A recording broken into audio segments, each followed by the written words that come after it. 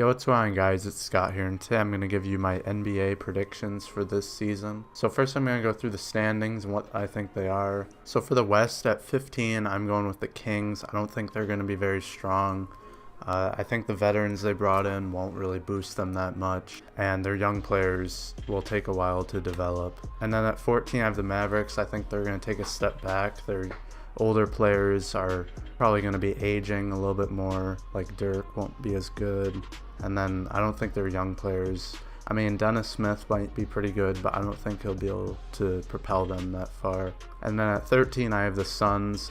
They'll probably be a little bit better this season, bringing in Josh Jackson, but I feel like they'll trade Eric Bledsoe, so yeah, I have them at 13. And then at 12, I have the Grizzlies. They're kind of like the Kings. They do have two very good players in Marc Gasol and Mike Conley, but I think the rest of their team is kind of trash.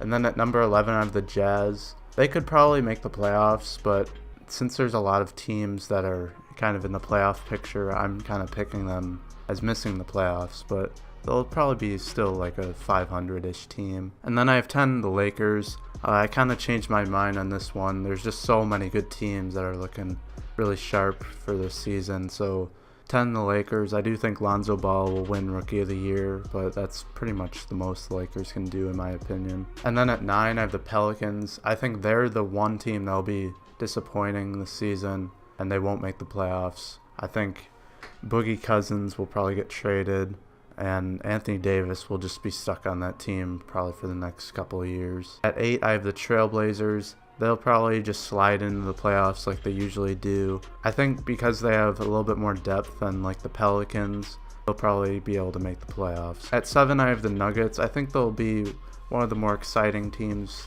this season. They could finish even higher. I think they have really good depth, and yeah, they'll be really exciting. At 6, I have the Clippers. I don't think they really decreased in quality over the offseason. They brought in some really good players like Lou Williams, Teodosic, but yeah, I don't think they'll decline too much. I just think the teams that are above them have improved a lot, so that puts the Clippers at 6. At 5, I have the Timberwolves.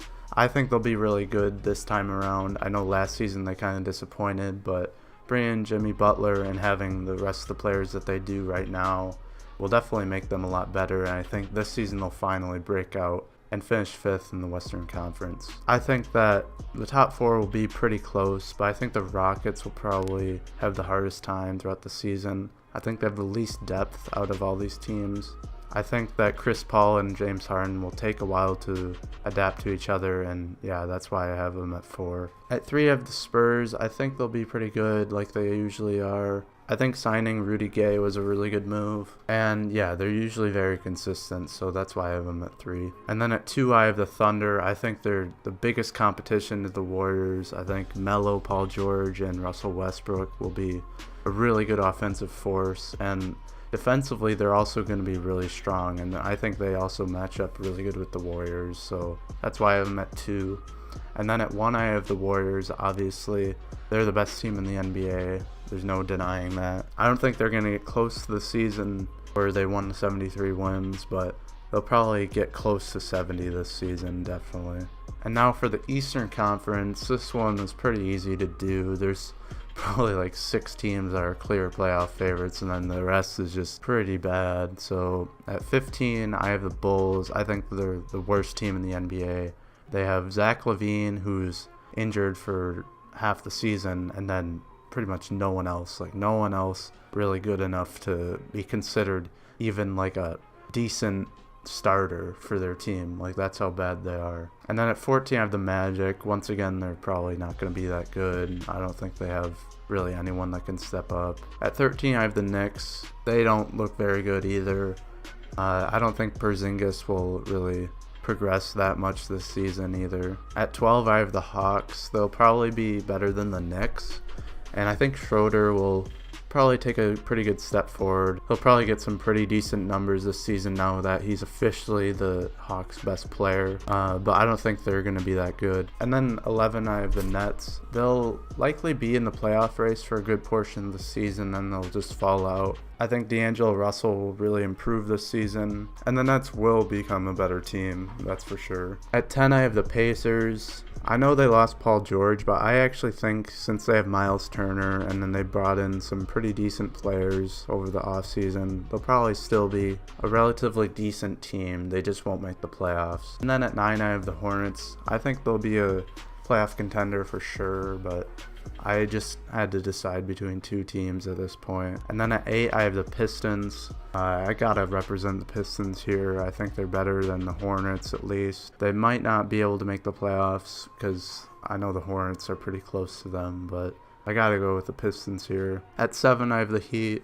Whiteside and Dragic are a pretty good duo in my opinion. And Waiters will probably progress a lot this season, and they'll probably get some pretty good numbers, so I have them at 7. And then at 6, I have the Raptors. I think they'll decline this season. They have a core that's pretty outdated at this point. I think some of the younger and better teams will fly above them this season, so yeah, that's why I have the Raptors at 6. And then at 5, I have the 76ers. I think Embiid will become an all-NBA player. I think Simmons will really fight for that Rookie of the Year spot, and I also think Fultz will be pretty good as well. So I have the 76ers at 5. And then at 4, I have the Bucks. I think Giannis will compete for MVP, and I think the rest of their core will develop a lot this season. And then at 3, I have the Wizards. I think they'll finally become more of an elite team this season. They'll get into the category of the top 8 teams in the NBA. And I think John Wall will carry this team to a 3rd place finish. At 2, I have the Celtics. I don't think there's really much to debate about that. They're probably going to be pretty good with Kyrie, but they're definitely not as good as the Cavs.